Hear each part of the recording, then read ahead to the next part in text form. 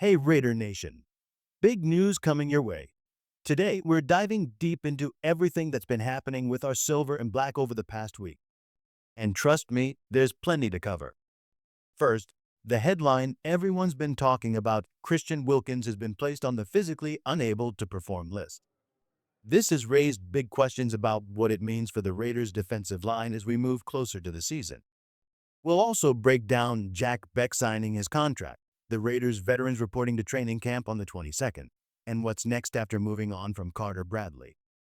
Plus, there's buzz around jauan Jennings trade rumors and the latest on Rashee's suspension. But before we get into all the latest news, make sure to subscribe to the channel, hit like, and don't forget to ring that bell icon so you never miss an update.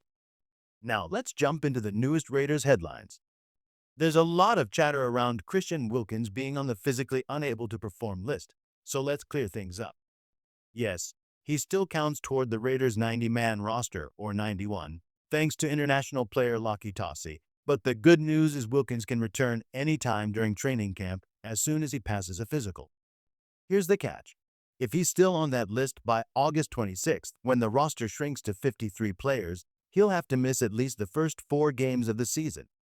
That would give him about 5 weeks to recover and get back into action. But if he's not ready by week 5 against the Colts, things get serious. His season with the Las Vegas Raiders could come to an end. For now, all eyes are on Wilkins and whether he can beat the clock. Will Christian Wilkins suit up in week 1? Here's the big question every Raiders fan is asking. Will Christian Wilkins be ready to face the Patriots in week 1? As much as we'd love to see him back on the field, the safer bet might be not yet. The Raiders know the risk of rushing him. If Wilkins isn't fully ready, holding him out for the first 4 weeks could be the smarter move. That would give him a real shot at returning around week 5 or 6, with a huge matchup against Kansas City in week 7 before the bye. It's frustrating not to have clear updates, especially after the team invested heavily in him. But one thing's certain: whether or not he plays early, Christian Wilkins will remain a crucial part of the Raiders' future. A lot of the frustration around Christian Wilkins' injury comes down to one thing: the contract. The Raiders have already restructured it once, and he's locked in for massive cap hits, $37 million and $33 million over the next 2 years. Cutting him now, that would cost the team a staggering $74 million. Even waiting until next year would leave a $57 million dead cap hit, and in 2027, it would still be $19 million. This makes it nearly impossible for the Raiders to simply move on. Wilkins, now 29, has been dealing with a lingering Jones fracture since October, a tough injury for any player, especially someone of his size and athleticism. Medical professionals close to the situation have called it complicated, and even the coaching staff admits there's no easy fix.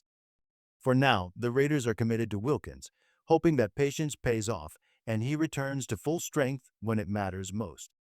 After a week away, it's time to turn up the coverage on all things Las Vegas Raiders. There's important news coming this week, and not all of it will be easy for fans to hear. Some key updates have been flying under the radar, but we'll bring them into the spotlight. Now let's talk about one of the bright spots. Jack Bech has officially signed his contract with the Raiders. While it wasn't fully guaranteed, Bech's decision to commit reflects his belief in the team and his willingness to get to work. Drafted in the 2nd round, expectations are high for him to make an impact, and Raider Nation is eager to see what he can bring to the field. Jack Bech's commitment and Raiders training camp outlook. For Jack Bech, signing his contract wasn't just about paperwork, it was about showing up for his Raiders family. In a competitive roster full of fresh talent, rookies like Trey Tucker and Dante Thornton Jr. have already been making their mark. Bech understood that skipping camp could mean falling behind. By stepping in and focusing on the team, he's proving he's ready to fight for his spot. Now, all eyes turn to training camp. Veterans report on July 22nd, with the first padded practice on the 23rd. After moving on from Carter Bradley, the Raiders have an open roster spot, sparking speculation about possible additions. Whether it's a seasoned safety or a defensive powerhouse, the team could still make a move to bolster the roster before camp kicks off. This time of year often brings surprise signings. Many veteran players skip off-season programs, only to join teams right as training camp begins. Others wait until preseason ends, ready to fill spots left by inevitable injuries. For the Raiders, the recent decision to part ways with Carter Bradley wasn't unexpected. With Geno Smith, a solid backup in Aiden O'Connell, and a rookie quarterback in the mix, Bradley became the most expendable player on the roster. His release opens the door for new talent, and this period is prime for breaking news as teams finalize their depth charts ahead of the season. Jauan Jennings trade rumors. Should the Raiders make a move? Rumors are swirling about the Raiders being linked to 49ers wide receiver Jauan Jennings, who's seeking a new contract after a career year. San Francisco's receiver room is already dealing with drama and injuries, making Jennings a potential trade candidate. But here's the real question. Is he worth it for Las Vegas? Jennings has had flashes of brilliance, but much of his production came when the 49ers were short on healthy receivers. He's been a bottom-of-the-roster player for most of his career, and giving up assets for him might not be the best move. For now, the Raiders may be better off focusing on their existing wide receiver group. Why Jauan Jennings isn't the right fit for the Raiders? Even with trade rumors swirling, Jauan Jennings doesn't seem like a smart addition for the Las Vegas Raiders. Unless there's a coaching connection behind the scenes or an unexpected injury, the move doesn't make sense. The Raiders already have promising young receivers like Dante Thornton Jr., Jack Bech, and Trey Tucker, each bringing more long-term upside than Jennings. Tucker, for instance, adds versatility as both a blocker and gadget player, fitting seamlessly into an offense featuring Brock Bowers, Michael Mayer, and Jakobi Meyers. Disrupting this chemistry for Jennings could create confusion and even risk upsetting established leaders like Meyers, who's been a model professional this offseason. For now, the Raiders' best move is sticking with the young, dynamic group they already have. Rashee Rice suspension and what it means for the Raiders. Chiefs receiver Rashee Rice has been sentenced to probation and jail time following a reckless driving incident earlier this year. With the legal process now complete, the NFL is expected to hand down a multi-game suspension during the 2025 season.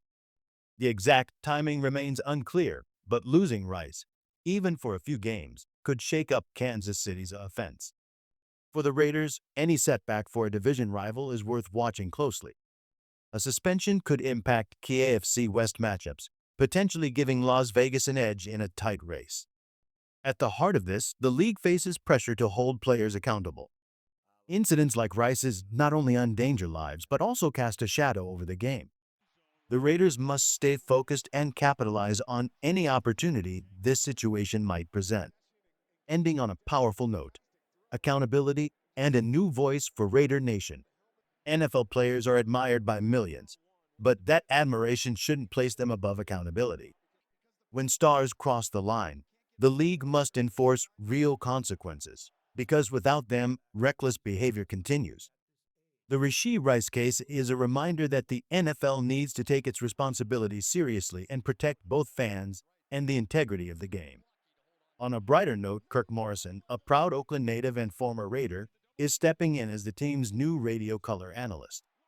Drafted by the Raiders in 2005, Morrison has worked tirelessly to stay connected to the game he loves. Now he gets to call the action for the team that shaped his career, a moment of pride for both him and Raider Nation. With the season fast approaching, Raider Nation has every reason to stay locked in. Big news is on the horizon, and as always, the silver and black remain the heartbeat of Las Vegas.